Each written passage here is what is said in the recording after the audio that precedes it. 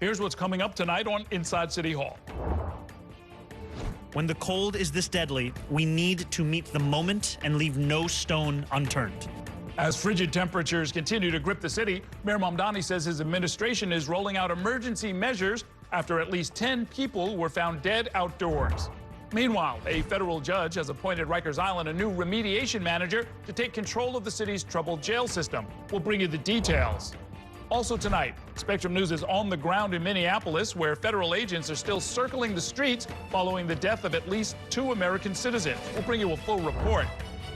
I'll talk more about the Trump administration's immigration crackdown there and in New York with Donna Lieberman, the executive director of the New York Civil Liberties Union. And we'll turn to the race for state controller when I'm joined by Raj Goyal, one of the Democratic candidates challenging Tom DiNapoli in the June primary. For the best news, debate, and analysis of New York politics, join us inside City Hall.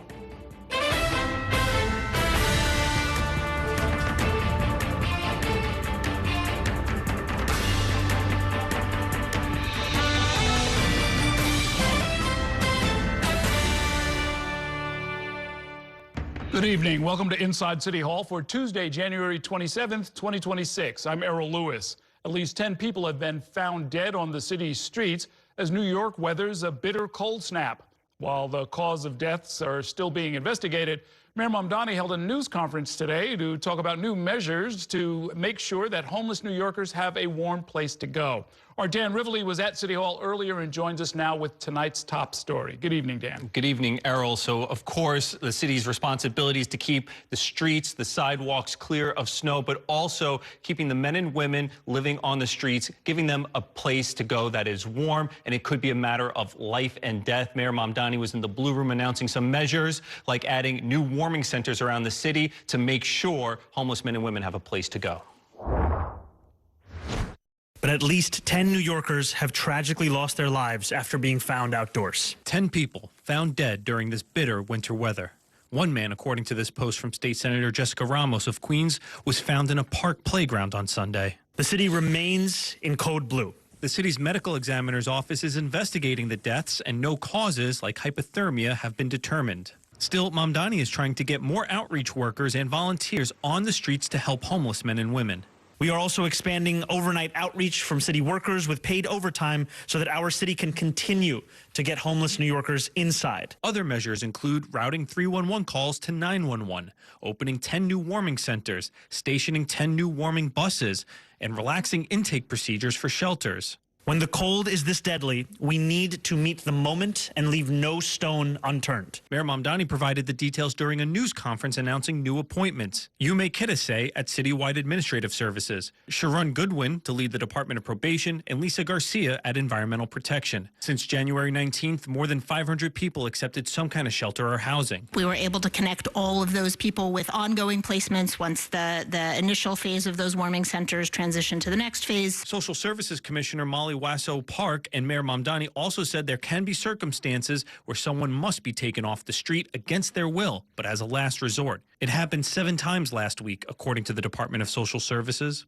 If somebody is truly in danger, we will take action to save their lives. If a New Yorker is a danger to themselves or to others, then that's the driving force of that decision.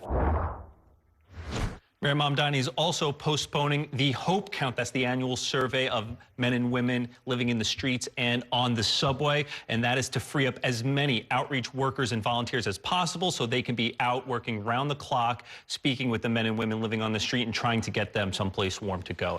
It sounds like the mayor is acknowledging, just like his 2 predecessors, Mayor de Blasio and Mayor Adams, that there's a limited amount that they can do. They can get people off the street, but what happens in the subsequent 2 or 3 days is not entirely clear. That's right.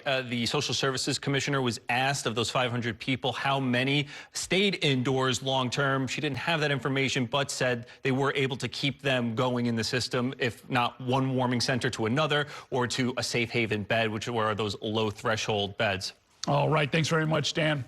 Meanwhile, the mayor has been sharply critical of the Trump administration, especially when it comes to immigration enforcement. But President Donald Trump declined to answer back with criticism during a radio interview today on WABC. where the president discussed his relationship with Mamdani and with Governor Kathy Hochul. Our Bobby Kuza joins me now with the details. Good evening, Bobby. Good evening, Errol. And it's fascinating to hear Donald Trump just sort of muse on his relationship both with Mamdani and with Governor Kathy Hochul. He hasn't really said that much about Mamdani since that meeting back in November, this remarkable meeting when Trump seemed sort of smitten with Mamdani. So today in this radio interview, Sid Rosenberg, the WABC radio host, who himself is this right-wing sort of controversial figure, he's kind of trying to bait Trump. He says, you know, what about this guy, Mamdani? He has said all these things. He was angry about what happened in Venezuela. He said he wants to abolish ICE. He's called your administration evil after what happened with the Renee Good killing in Minneapolis. But Trump kind of shrugs it off. He says that's just politics. He does criticize Mamdani for his ideological views, but he says he wants him to be successful because he wants New York to be successful. I mean, I think he's got a really good personality. I think he's got, you know, tremendous assets, but he's got some things. Forget about what he says about me. I don't really care about that. It's policy. It's, you know, concepts that really haven't worked over the last 10,000 years, to be honest with you. They haven't worked. And it was kind of a similar dynamic with Kathy Hochul. Rosenberg kind of tries to tee up Trump. He says, you know, Kathy Hochul, she says all these nice things to you in private, but then she bashes you in public. And Trump doesn't really take a full swing at it, although he basically agrees with Rosenberg on that particular point.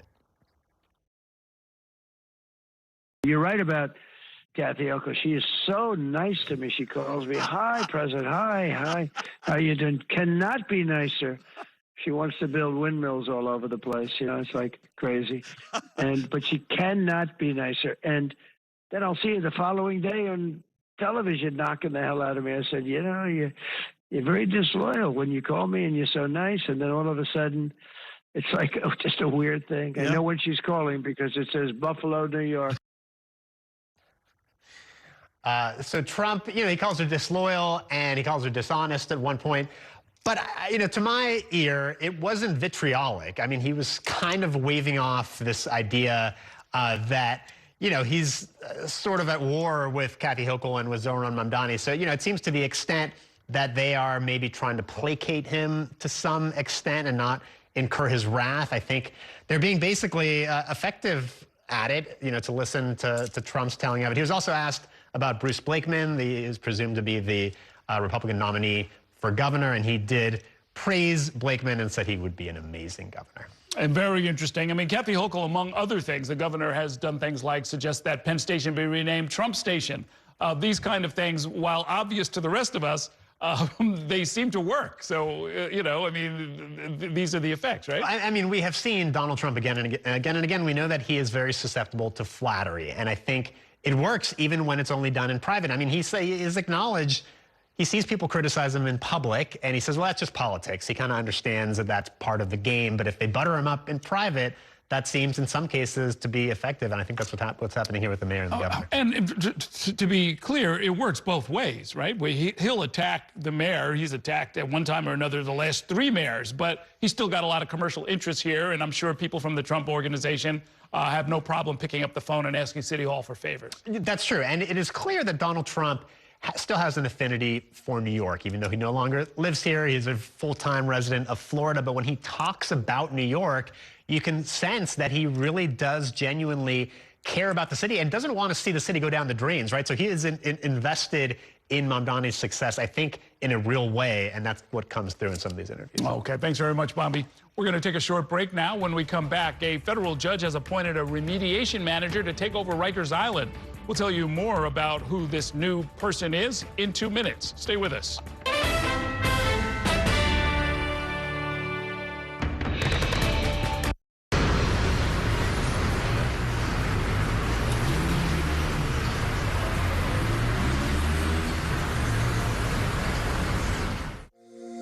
Every day tells a new story. At Mornings on One, we're dedicated to bringing you the stories that matter most to start your day. With in-depth coverage of the day's news. I'm Pat Kernan. Here are the stories we're following. And weather updates every 10 minutes. Tomorrow, some morning sunshine possible. Clouds take over. It's our responsibility to get you the information you need before you head out the door. Mornings on 1. Weekdays starting at 6 on the Spectrum News app. Free for Spectrum and Xfinity customers. When you're connected with Spectrum, you get 5G and fiber-powered internet combined for the fastest wireless speeds. So you can sweat for the right reasons. This connection you love at home, everywhere you go. It's only everything.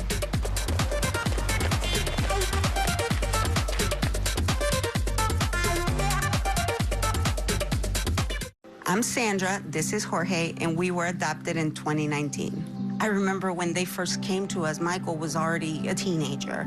The whole cliche of they're so lucky to have you guys, and it's the other way around. They have changed our family for the better. They chose to love us. They didn't have to. They chose us. Family. Learn about adopting a teen from foster care. You can't imagine the reward. Visit adoptuskids.org. And that's a look at some of what's in the papers this morning. You've done with the sports section. Today's story is about the latest chapter for a beloved local business. It's a beautiful day with temperatures in the 60s, but showers are expected in the next hour. Stop to hear the stories that connect us. The news that matters to New Yorkers. That's what brings us together. That's Mornings on 1. Weekdays starting at 6.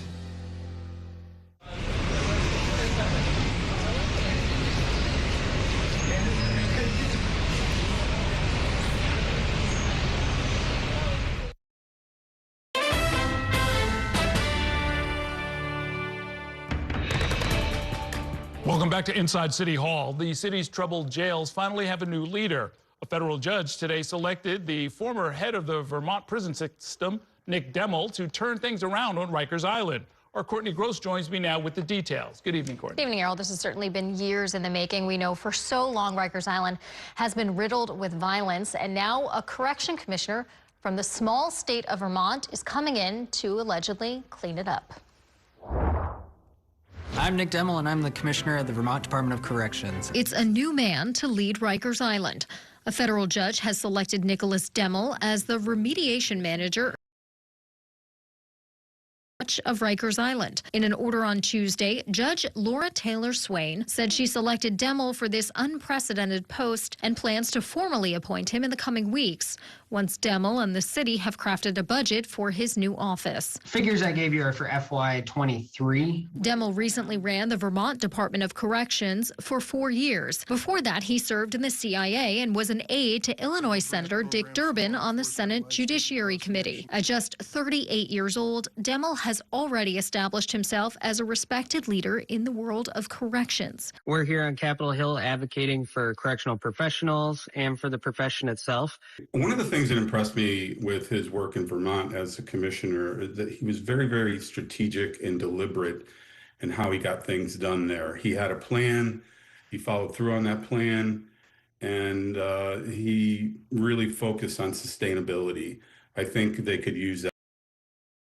Department of Corrections. Demmel will answer to the federal judge and have wide scope and power over what happens on Rikers Island, including how to reduce systemic violence. He will not answer to Mayor Mamdani, who is yet to name his corrections commissioner. His appointment, commonly referred to as a receivership, comes after a years-long lawsuit brought by Rikers Island detainees and federal prosecutors who found violence and dysfunction were pervasive in city jails. Lawyers who brought the lawsuit praised Demmel's selection. He is someone who is not afraid to dive into difficult problems, that he's not afraid to reach for creative solutions. How Demmel and any commissioner at the city's Department of Correction work together remains to be seen. In a statement, the mayor's press secretary said, "The mayor believes that our jail system must do better than the history of dysfunction and disorder that has plagued it for too long, and looks forward to working closely and collaboratively with the new remediation manager to improve conditions on Rikers Island."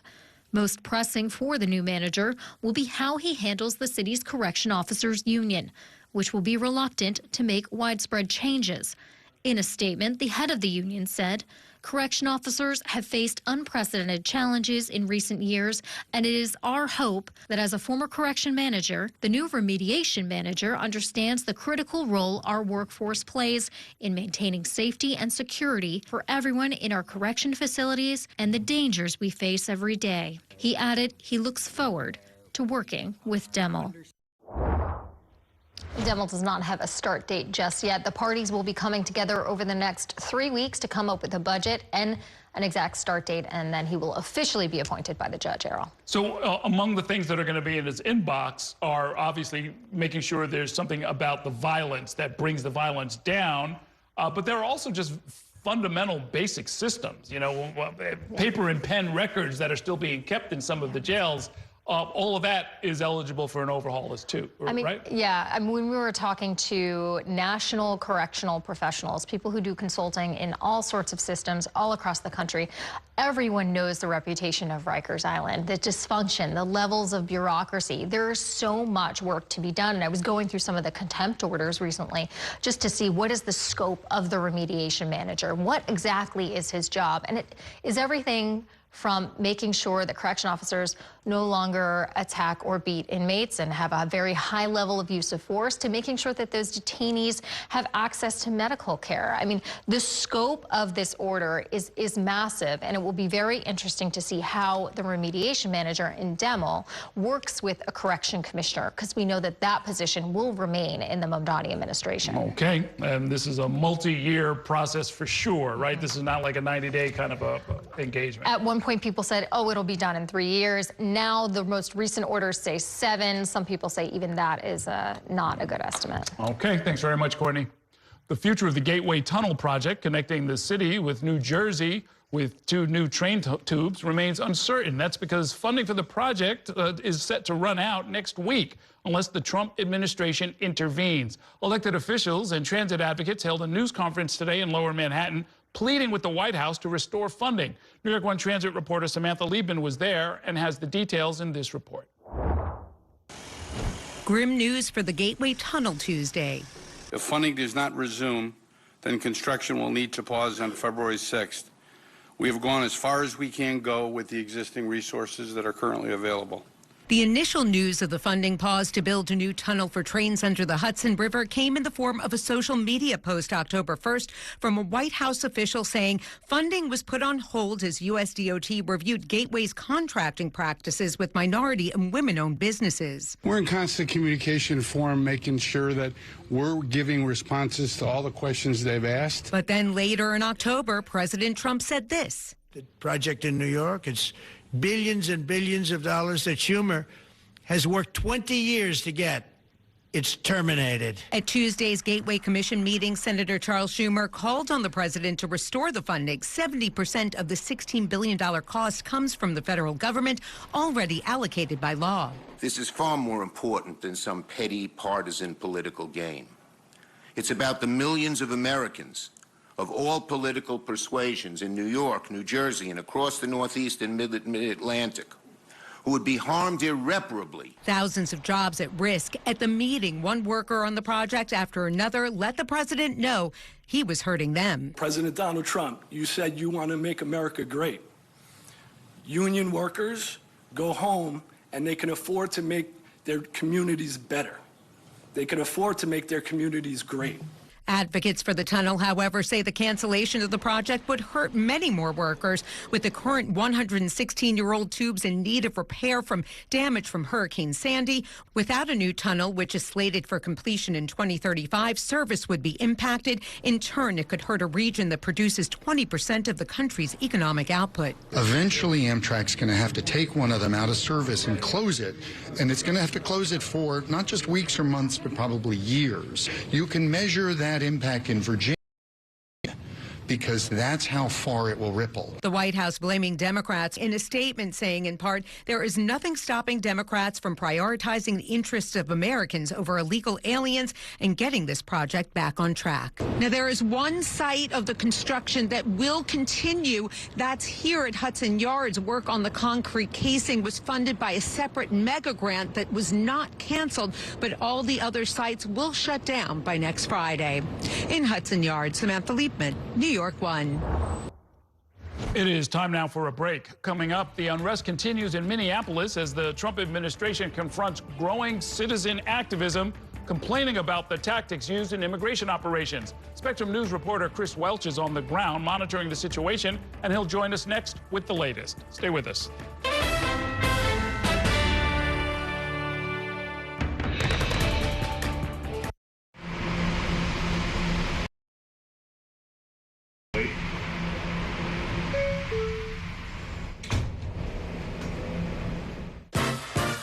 There's nothing quite like the feeling of going to the theater. Onstage celebrates that excitement every week by taking you behind the scenes with the latest news and in-depth interviews of the hottest shows on and off Broadway. So grab a seat, because this is a show you won't want to miss. Join us every Saturday and Sunday at 7:30 p.m. for Onstage. Onstage is presented by your Tri-State Cadillac dealers. Discover which Cadillac is right for you and elevate your journey. It's only a hike. It's only made possible by Spectrum Business connecting healthcare providers of all sizes. Like hospitals relying on the Spectrum Fiber broadband network with industry-leading reliability. Practices keeping patient data safe with advanced security. Pharmacies accessing records in the cloud without fail. It's tailored connectivity changing moments. It's only a hike. It's only everything. Spectrum Business. Mom was always organized, but she started forgetting to pay her bills on time. And she'd buy the same gifts over and over. Telling the girls about my Alzheimer's diagnosis was really hard. At first, we had our cries, but then we were like, okay, let's make a plan. Early detection gave us time to adapt together. It's so important for you to think about what you can do and making the most of what you have. If you or your family are noticing changes, it could be Alzheimer's. Talk about seeing a doctor together. From my time growing up in Queens watching New York 1 to my time reporting here, I've seen how quickly a story can change. At News All Day, we bring you the news as it's happening, from around the boroughs to local government to your neighborhood, because our city never stops moving. Hi, I'm Shannon Ferry with the day's development. Stay up to date and informed with News All Day, weekdays from noon to 4.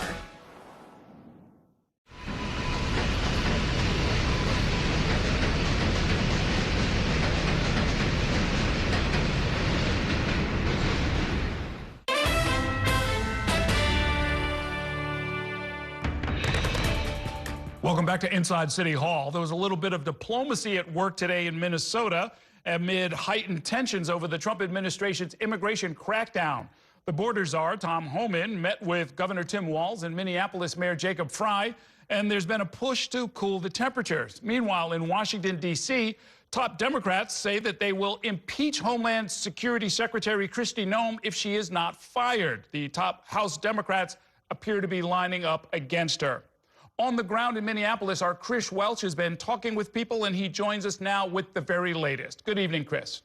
Good evening, Errol. Yeah, despite the frigid temperatures, it's about 2 degrees with the wind chill here right now. Take a look behind me. Dozens of people have shown up here at the memorial for Alex Preddy to not only pay their respects, but there are protesters who are having another impromptu press conference, once again calling for ICE agents to leave Minneapolis. The big storyline today that everyone here is talking about, and I will tell you, Errol, people here seem to be pretty tapped into this story, is the fact that Greg Bovino, Commander-at-Large of Border Patrol, is out and Tom Homan is in. We know Tom Homan is on the ground here. He's already had meetings with the governor and the mayor. We understand the mayor called it a, quote, productive meeting, but that he said nothing can be resolved here until this whole operation is out of Minneapolis. And everyone I've spoke to basically feels the same way. The government needs to hear what I'm saying. Minneapolis residents gathering at the memorial for Alex Preddy in frigid temperatures Tuesday, the same day the White House implemented a changing of the guard. Out is Border Patrol Commander Gregory Bovino, the man who, until now, has been the public on-the-ground face of immigration crackdown efforts. As recently as Monday night, protesters gathered outside his presumed hotel for a noise demonstration. In his place, border czar Tom Homan, who met with Minneapolis Mayor Jacob Fry and Governor Tim Walz Tuesday. Walz, in a statement, said the two agreed on the need for an ongoing dialogue. Walz also expressed his desire for an independent investigation into recent shootings and for a reduction in the number of federal forces. You think that a meeting of those two in the same room is a good thing? No? Michael Wilson is a chef at a local business just down the street from the memorial. Get ICE out of here. They're saying that we have a problem with ICE coming to do their job. No, we don't. I think every single American will say if an illegal immigrant is here and they're supposed to be gone and they did it by the book, by the Constitution, with due process, I guarantee you will not have anyone saying that they have a problem with it. The issue is they're being inhumane. There are also growing calls Tuesday for the removal of Homeland Security Secretary Kristi Noem, including from centrist Senate Democrat John Fetterman and House Minority Leader Hakeem Jeffries, saying if she's not fired, House Dems will impeach. She ought to be not only losing. She slandered his name, his good name. But residents out here say it does not go far enough. Because you take care of the leader doesn't take care of the rats on the street. You still got to get them away. Also making a stop here, Georgia Senator Raphael Warnock. Senator, why did you want to be here in person today? I'm deeply inspired by the ways in which the people of Minnesota are standing up in this moral moment in our country. His take on the apparent shakeup in leadership? That it's the policy that's the problem. It won't help us if the policy doesn't change.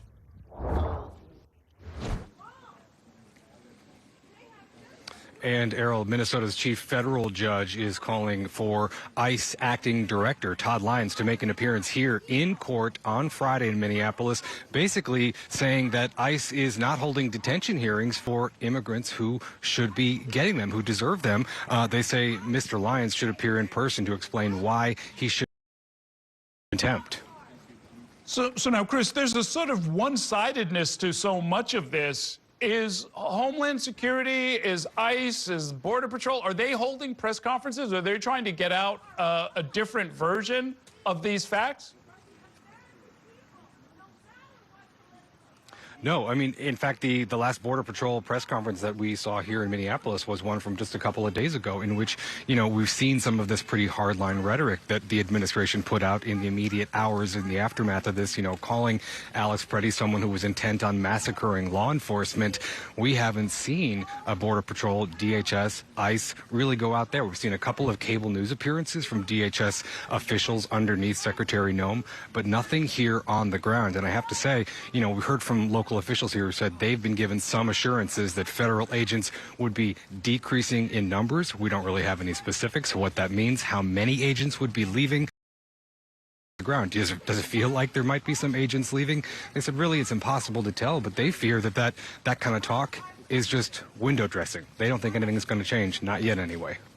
Okay, great reporting. Thanks very much, Chris Welch. We're going to take a short break now. When we come back, we'll keep our focus on Minneapolis, when I'm joined by Donna Lieberman, the executive director of the New York Civil Liberties Union. Stay with us.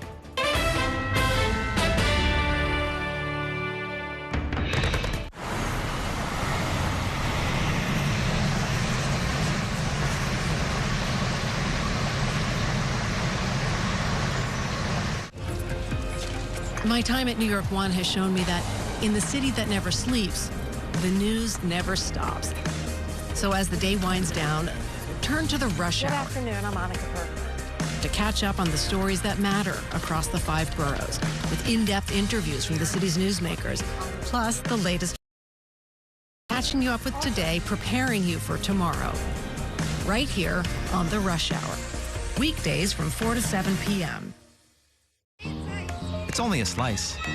It's only made possible by Spectrum, connecting businesses of all sizes, like small businesses, instantly serving up orders and inventory on the Spectrum Fiber broadband network, and factories, seamlessly connecting to farmers in the field with tailored solutions that always deliver.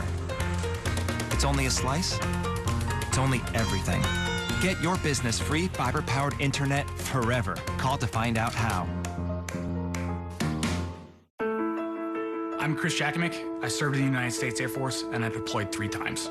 So in 2017, I was serving as an Air Force First Sergeant. Our motto in that role is my job is people, everyone is my business. But unfortunately in that year, I would lose my own brother, Lance Corporal Adam Jakimick, to suicide.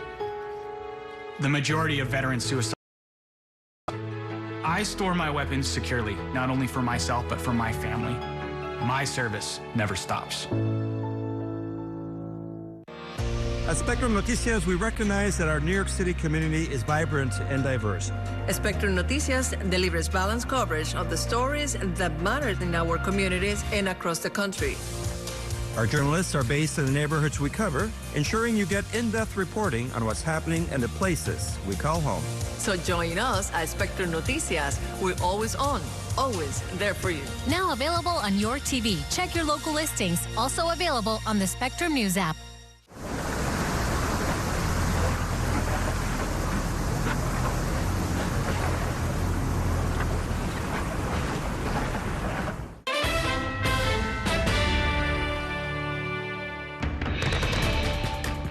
Welcome back to Inside City Hall, where we are continuing to follow the ongoing for President Trump's immigration enforcement.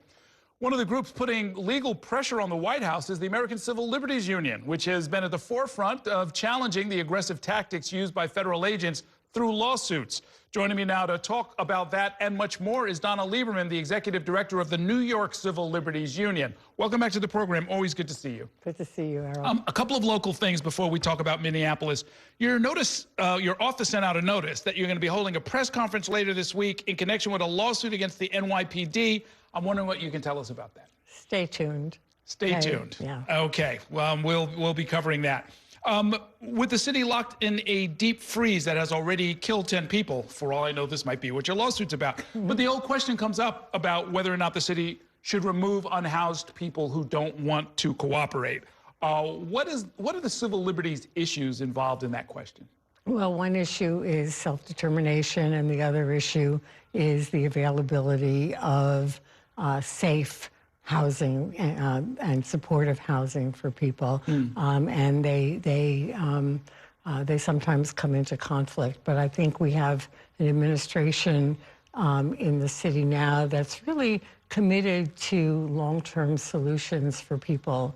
And you know, I was impressed to see the mayor out on the streets on the Upper West Side, my neighborhood, you know, and actually got some people to agree to, yeah, I'm going to go into a space that you're offering me. Mm-hmm. So, you know, he starts with a level of openness and trust from New Yorkers that just might work, you know, and I think, you know, the commitment to build programming for people is critical to the solution. So rejecting, you know, the time-old, you know, the old tropes, you know, any problem, throw the police at it.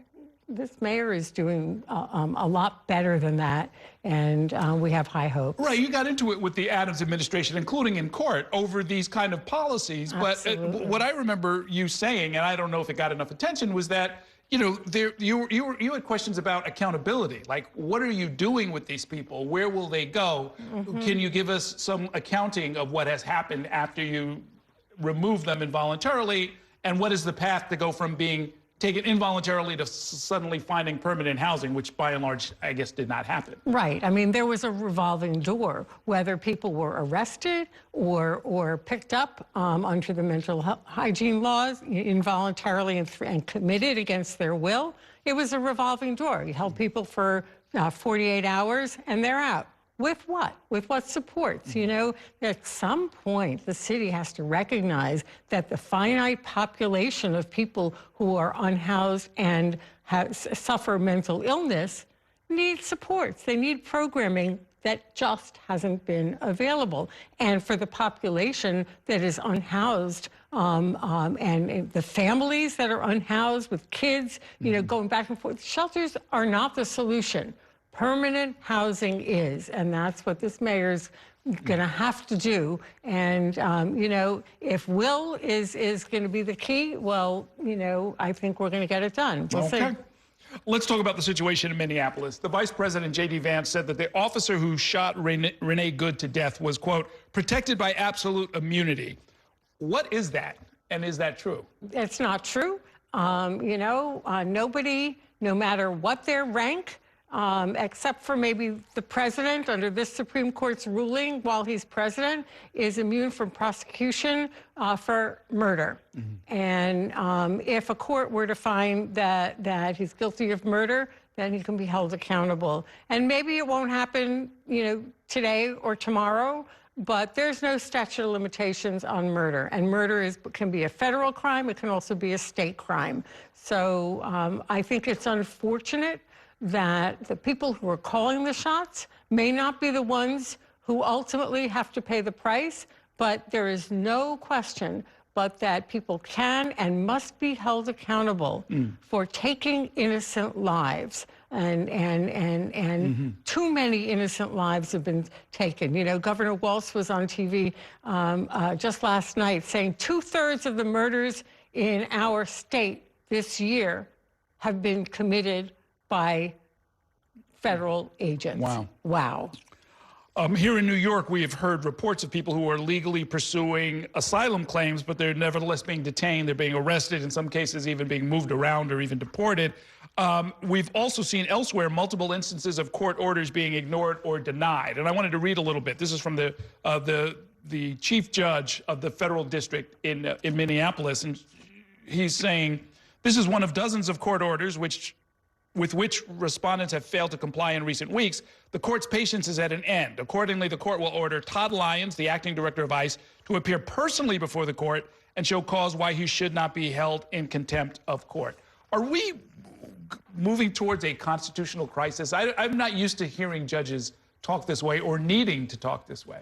Well, judges have been talking this way for actually months now.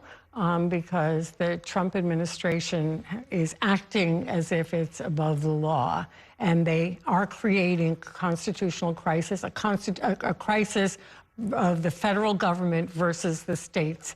And, you know, the 10th Amendment reserves everything, all powers and authorities not expressly given to the federal government, you know, to the states. And what Trump is doing is challenging the right of the people of the states that he doesn't like, right, to govern. And that's something that cuts to the very core of our democracy.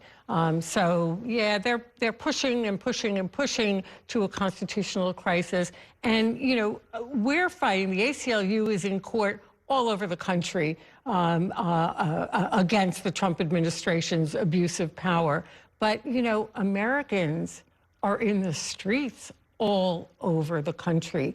And win, lose, or draw in the courts, I think that what the president has to appreciate by now is that he doesn't have the people with him, even on his best issue. You know, he thought immigration was where he could like bamboozle Americans with fear and hate and prejudice to go with him. But he's lost the country on immigration because this is so abusive, so over the top. This is Proud Boys 2.0 that he's turned DHS into, and you know, Americans just aren't having it. And I gotta say, Minnesota, bravo. You know, they say Minnesotans are the nicest people in the country.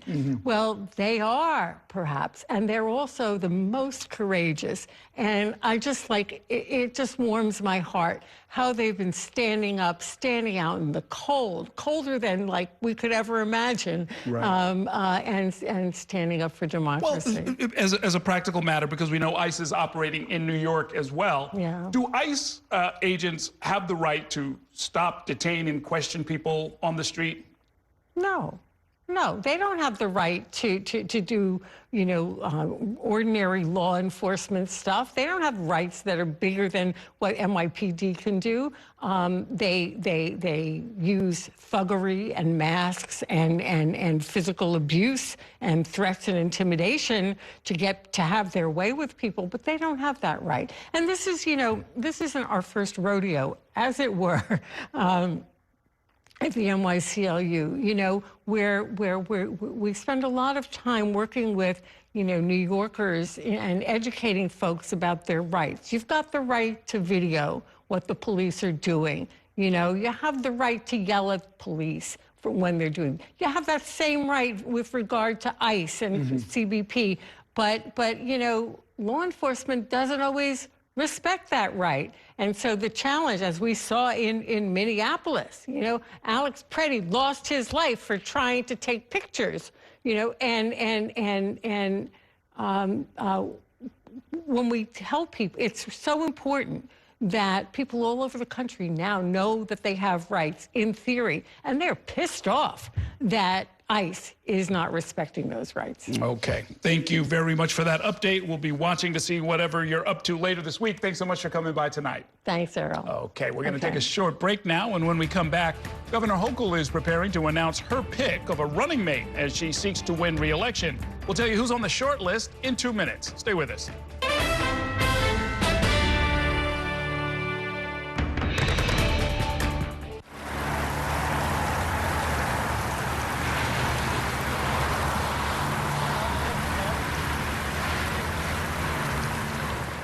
After 30 years of forecasting for New York, I've learned it takes a dedicated team to cover all the weather our city has to offer. As Chief Meteorologist at New York One, I'm honored to be able to help New Yorkers plan their day. Morning, noon, or night, our team is here to bring you accurate forecasts you can count on, from severe weather updates to our Weather on the Ones. Watch the New York One weather experts with your Weather on the Ones on your TV and on the go with the Spectrum News app. I moved from Dallas to Los Angeles all by myself. The order of things I wanted to set up was internet, water, then power. I needed to take a shower, but like I really did need the internet for work and like to watch my shows. That's like kind of a crazy thing to admit in front of a camera. Pretend I didn't say that. I got to Spectrum. I was so relieved that I was getting the best bang for my buck. It was a huge weight taken off of my shoulders. Real customers, real savings. To see how much you can save, visit spectrum.com/save. I'm an ex-drug dealer, and I'll be your sub today.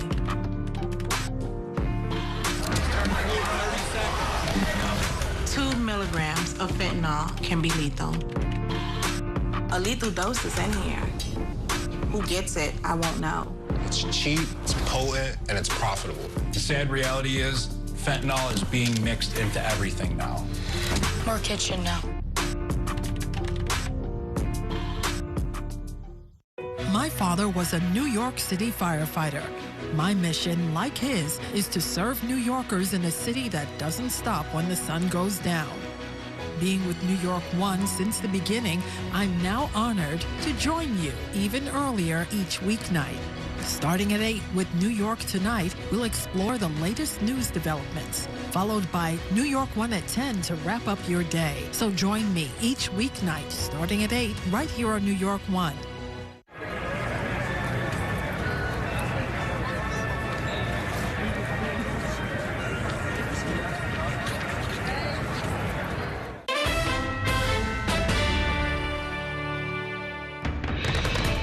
Welcome back to Inside City Hall. Governor Kathy Hochul is poised to select her third running mate in 5 years.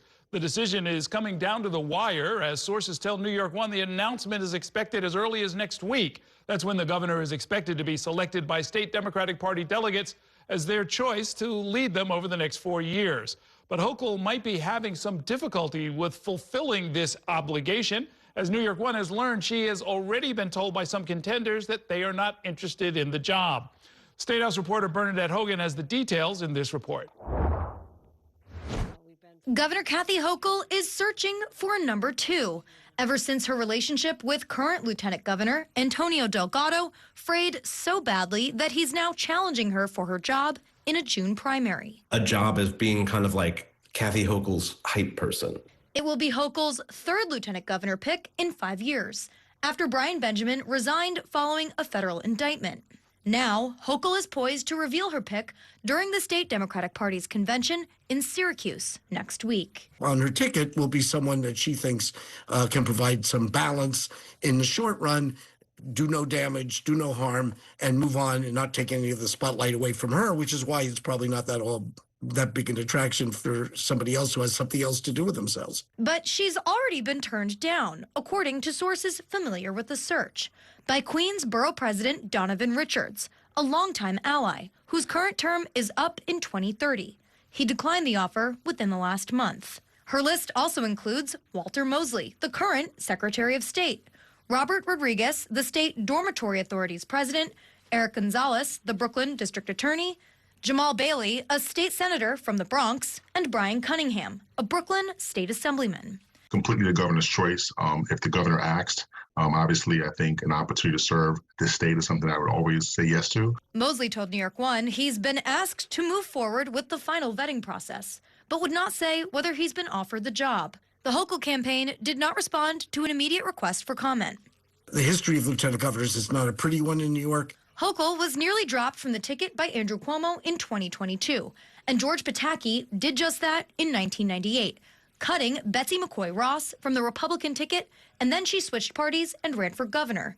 In 1972, Mario Cuomo was forced to take on Al Del Bello, who was not his choice for lieutenant governor, and then quit after 2 years. You end up maybe being governor, but only in the most unusual of circumstances. So for someone who has a political base, or at least has some things that are interested in accomplishing, it becomes not particularly attractive. Also facing political calculations. If Donald Trump decides to send ICE stalking up Roosevelt Avenue, who is going to be the person who helps me navigate that? Who is going to be the person who helps me reach out to the unions and to get them organized, to get local community groups calmed down, to work with the mayor? She is going to continue to double down and making sure that all New Yorkers are safe, whether it's helping the mayor of New York City deliver on affordability and childcare. Delgado had some advice for the next lieutenant governor in a text message to New York One. He said, quote, if she makes any promises, get them in writing. Bernadette Hogan, New York One. It is time now for a break. Coming up, State Comptroller Tom DiNapoli is facing re-election as well, and he's got 2 challengers in June.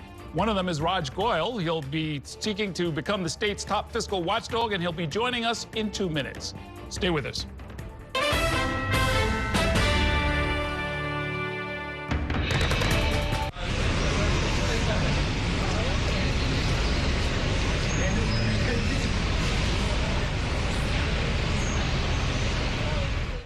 We have so many ways to stay connected. A single touch can bring us closer to the families we love, the friends we know, and the city we share. And Spectrum helps us keep connected throughout the day, every day.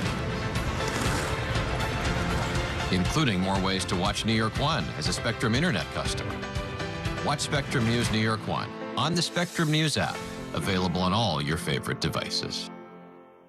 There's an international travel plan with Spectrum that was an additional $10 a month, as opposed to paying a ridiculous amount per day for roaming fees. This literally felt like my old phone carrier was reaching their hand into my wallet and just helping themselves to some of my cash. I like having no surprises when it comes to my cell phone bill. And with Spectrum, that's been the case. So it saved me a ton of money. Real customers, real savings. To see how much you can save, visit spectrum.com/save.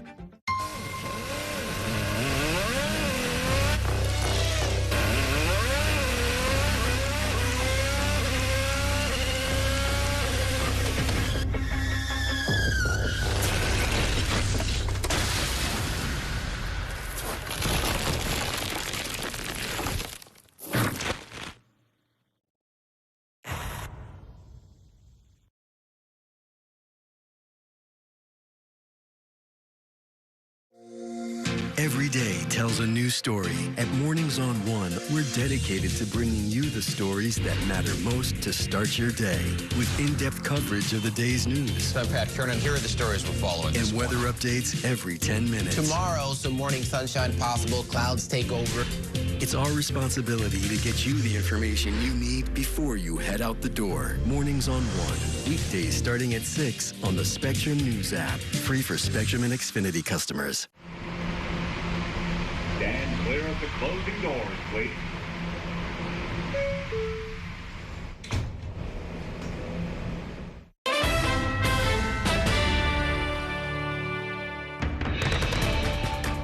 Welcome back to Inside City Hall, where we are focusing on the race for state controller. Tom DiNapoli has been the state's top fiscal watchdog since 2007. His office protects taxpayer funds by looking into. The state controller also manages the state pension fund and the retirement system. It provides independent oversight on state finances. It reviews contracts, and it returns millions in unclaimed funds. This June, DiNapoli is up for re-election. He's facing at least 2 Democratic challengers so far, including my next guest, Raj Goyal. The New York political machine wants to keep you in the dark.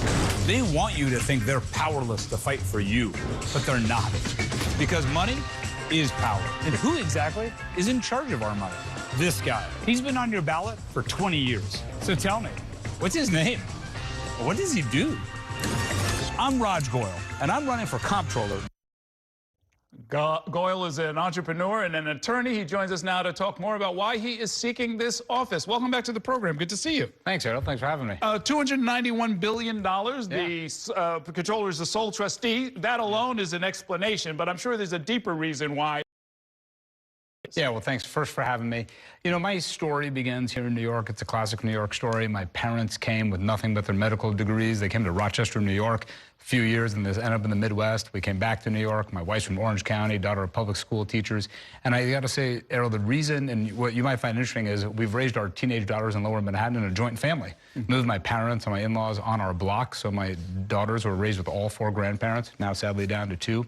But the reason I'm in this race is that last year, my mother, who's now widowed, age 83, has delivered 5,000 babies, a citizen for 45 years, been in this country 55 years, asked if she could be deported and denaturalized by Trump's ICE because of what's happening in this country. Democrats in New York State and around the country, certainly in New York City, they want Democrats and elected officials to fight this authoritarian regime and also to fight the affordability crisis that's choking our state. I hadn't heard that in connection with the state controller's office. What power does the state controller have, and how would you use it to protect immigrants? We released a report just this week that Tom DiNapoli, the current comptroller, has not only invested in the ICE deportation machine, he's doubled down on it. Have you heard of this company, Palantir? It's in the news a lot. It's a software company that does data mining and surveillance tracking.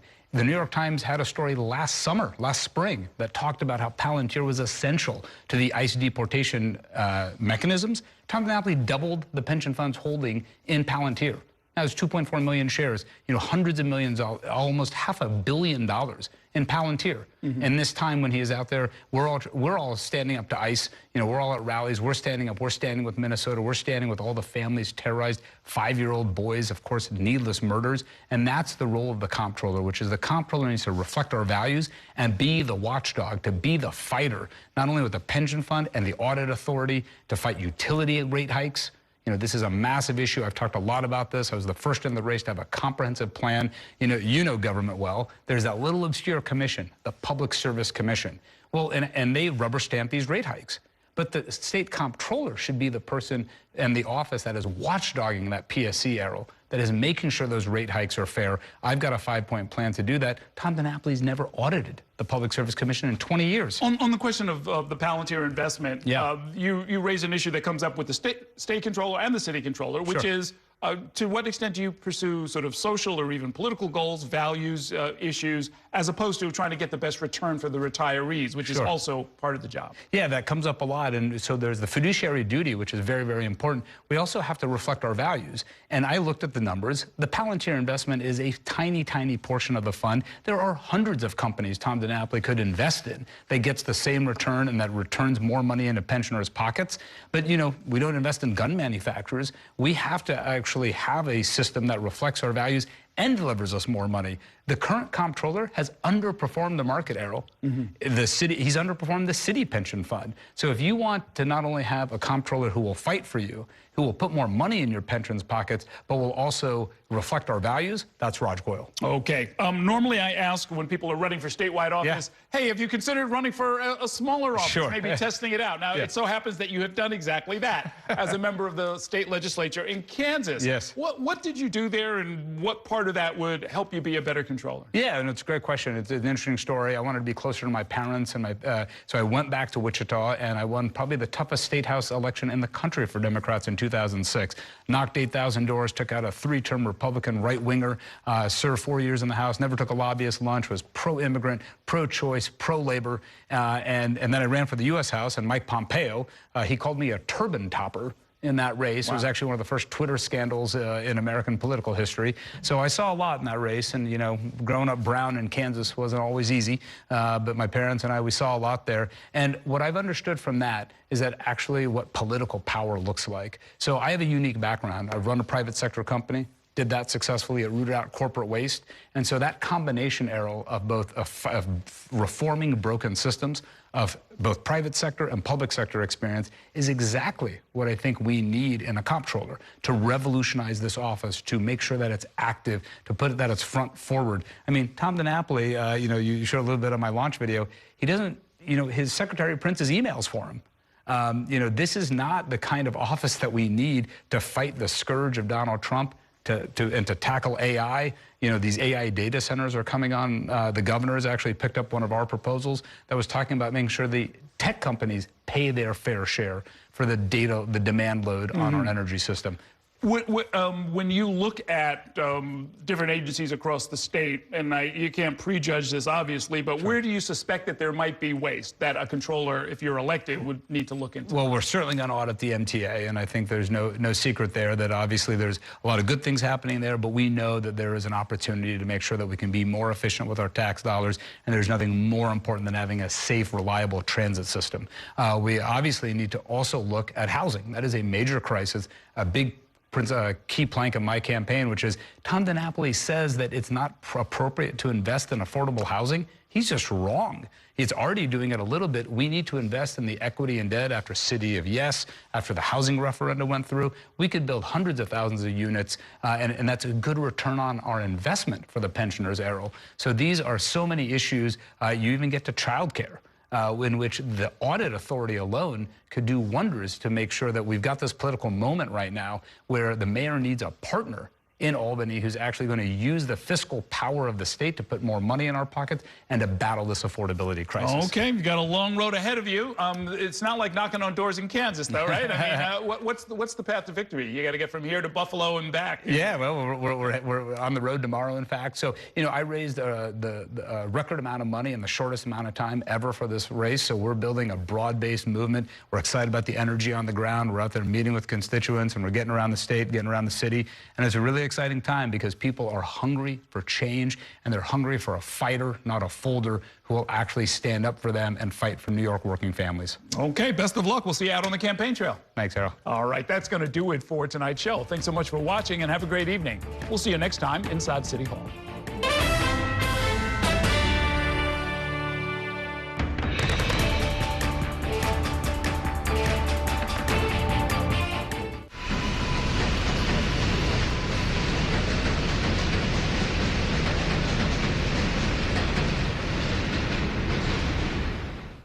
That's a look at some of what's in the papers this morning.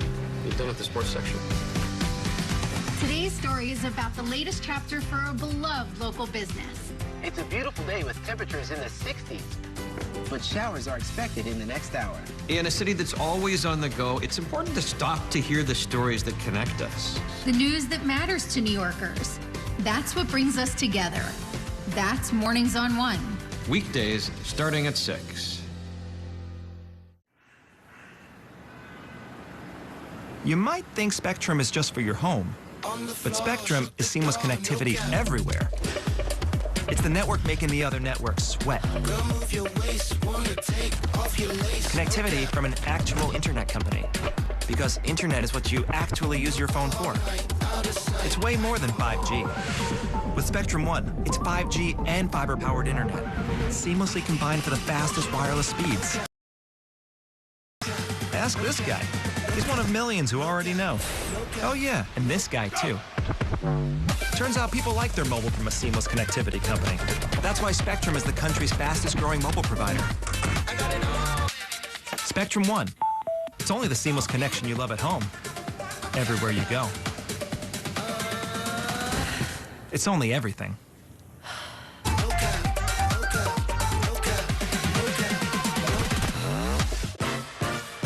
There's nothing quite like the feeling of going to the theater. Onstage celebrates that excitement every week by taking you behind the scenes with the latest news and in-depth interviews of the hottest shows on and off Broadway. So grab a seat, because this is a show you won't want to miss.